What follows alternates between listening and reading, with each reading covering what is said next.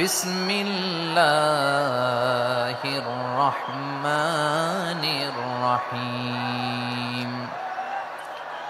ولقد كرمنا بني آدم وحملناهم في البر والبحر ورزقناهم من الطيبات وفضلناهم على كثير ممن خلقنا تفضيلا إن الله وملائكته يصلون على النبي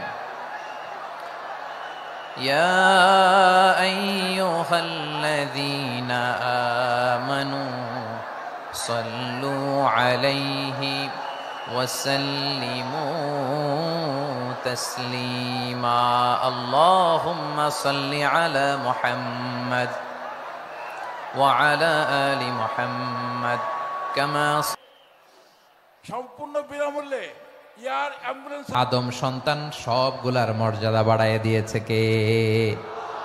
সবার মর্যাদা আল্লাহ বাড়িয়েছে। মানুষ হিসেবে মর্যাদা।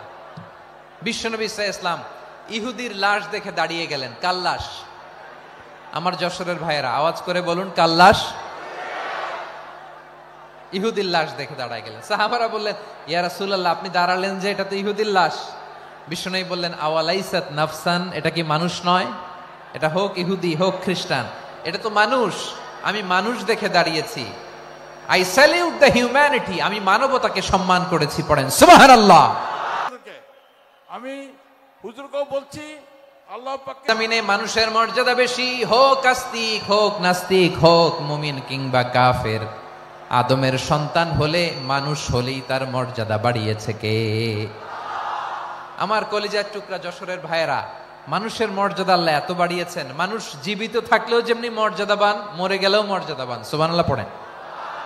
মানুষ মরে গেলে এই ডেড বডিটা কি হয়? পচে যায়, গলে যায়, মাটির সাথে মিশে যায়। তাই বলে আপনি ডেড বডির সাথে যাচ্ছে তাই করতে পারবেন না। পারবেন?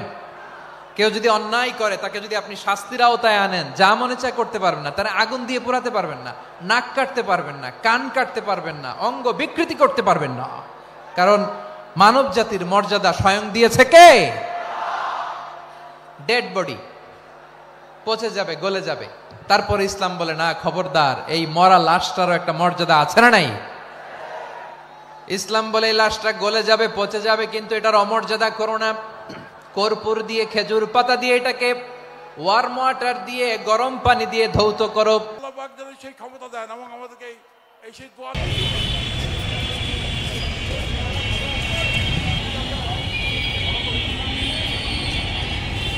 বিভিন্নজন বিভিন্নভাবে নিউজ করেছে, যেটা আবার চোখে পড়েছে, সেটা হচ্ছে যে ওই যে 3-4 দিনের যে জিডি সিরিয়াল ওরা দিয়েছে 400-500, জিডি 400-500 হয়েছে, কিন্তু মাহবিল কেন্দ্রে জিডি তো না। আমাদের কোতোয়ালি থানাতে অ্যাজ ইউজুয়াল নর্মালি অভিযোগ জিডি দেয় প্রতিদিন প্রায় 75-80টা জিডি এমনি পড়ে।